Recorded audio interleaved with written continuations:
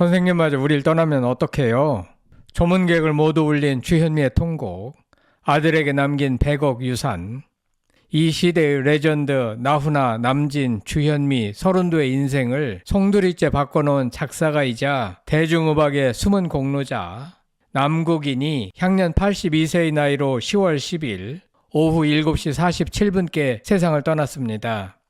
1942년생인 작사가 남국인은 배호에 누가 먼저 말했나를 작사 작곡하며 데뷔하였고 2000년 문화관광부 장관 표창을 수상했습니다. 남국인은 어떻게 레전드 가수들의 삶을 바꿔놓았나? 그는 누구인가?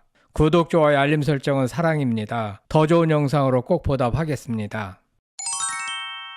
고 남국인은 나훈아, 남진, 서른도, 주현미 등 많은 가수들의 노래를 만들었는데요.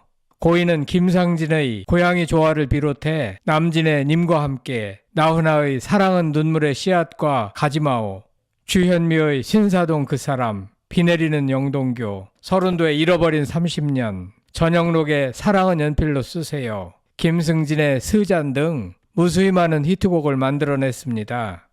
주현미는 1985년에 남국인이 만들어준 비 내리는 영동교로 데뷔했는데요. 주현미는 1988년에 신사동 그 사람이 크게 히트를 쳐서 MBC, KBS 연말 가요 대상을 동시에 석권하는 기염을 토했습니다. 주현미에게 있어 신사동 그 사람, 비 내리는 영동교 두 곡을 모두 만들어준 사람은 바로 고 남국인이었고, 남국인으로 말미암아 인생이 바뀌었다 해도 과언이 아닐 정도입니다. 그런가 하면 지금의 가왕 나훈아를 있게 해준 대표 인생곡 또한 남국인이 작사하고 김영광이 작곡한 곡인데요. 바로 사랑은 눈물의 씨앗입니다. 이 노래의 가사는 사랑이 뭐냐고 물으신다면 눈물의 씨앗이라고 말하겠어요. 먼 훗날 당신이 나를 버리지 않겠지요. 서로가 헤어지면 모두가 괴로워서 울 테니까요. 이별이 뭐냐고 물으신다면 눈물의 씨앗이라고 대답할 테요. 먼 훗날 당신이 나를 버리지 않겠지요. 서로가 헤어지면 모두가 괴로워서 울 테니까요. 라고 되어 있습니다. 이 곡은 나훈아 데뷔 첫 해에 발표된 노래로 나훈아 개인 가수는 물론이고 한국 대중음악 역사상 가장 크게 히트한 곡 중 하나로 꼽히고 있습니다. 그런가 하면 올해로 데뷔 60주년을 맞은 남진에게 최고의 히트곡을 물으면 주저없이 님과 함께를 꼽습니다. 전성기 때 해병대에 입대, 월남 파병을 다녀온 남진은 1972년 남국인이 작곡한 님과 함께를 발표했습니다. 저 푸른 초원 위에 그림 같은 집을 짓고 사랑하는 우리 님과 한 100년 살고 싶어. 봄이면 씨앗 뿌려 여름이면 꽃이 피네. 이대 팔 가르마 머리에 나팔바지를 입은 남진은 엘비스 프레슬리처럼 다리를 흔들면서 브라운관과 쇼 무대를 누볐습니다. 가는 곳마다 열광적인 오빠 부대를 몰고 다니면서 승승장구했는데요. 그 시절엔 새마을 노래와 님과 함께밖에 들리지 않았을 정도였습니다. 새마을 노래는 당시 박정희 대통령이 새마을 운동을 펼치면서 보급한 국책성 노래였지만 님과 함께는 누가 시킨 것도 아닌데 남녀노소 할 것 없이 따라 부르는 국민 가요였습니다. 소풍간 초등학생들의 장기자랑에서 단골로 등장하던 노래였습니다.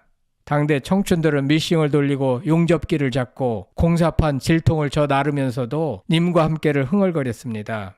희망 고문이라도 상관없고 산들바람이 불어오는 2층 집에서 님과 함께 살고 싶은 욕망을 잘생긴 오빠 남진이 눈 웃음을 치며 부추겼습니다.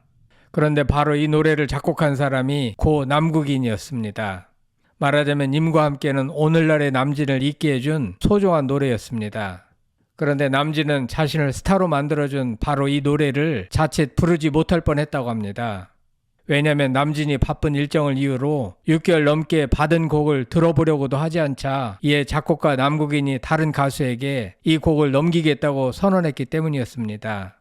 소속사 지구레코드의 임정수 회장이 끈질긴 설득으로 곡을 받아내지 않았더라면 사람들은 영원한 오빠 남진을 지금과는 전혀 다른 모습으로 기억했을지도 모릅니다. 남진의 운명이 바뀌었을지도 모른다는 의미입니다. 아무튼 남국인으로 말미암아 주현미, 나훈아, 남진의 가수 인생이 오늘날과 같이 슈퍼스타로 성장하지 않았나 짐작되는 대목입니다. 그런가 하면 가수 서른도의 인생도 남국인 때문에 잘 풀렸는데요. 자초지종을 설명하면 다음과 같습니다. 서른도는 한 방송에 출연하여 자신의 인생을 바꿔준 잃어버린 30년에 얽힌 사연을 전했습니다. 지난 2024년 6월 27일 방송된 TVN 스토리. 지금 이 순간에는 서른도의 잃어버린 30년 비하인드가 공개됐습니다. 서른도는 41년 전 이산 가족을 찾습니다. 생방송이 진행된 KBS 공개홀에 도착했습니다.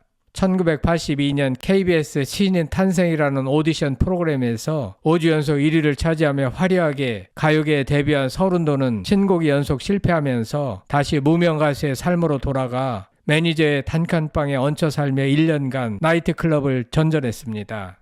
매니저와 누워 TV를 보던 중 이산 가족을 찾습니다가 생방송으로 나왔고 TV를 보던 매니저의 아이디어로 서른도의 인생이 순식간에 바뀌었다고 합니다. 서른도는 원래 아버님께라는 곡이 있었다. 멜로디가 너무 좋고 음악도 좋아서 한번 기회가 오면 이 노래를 제대로 사용하자고 생각해서 음반에 수록했던 곡이다.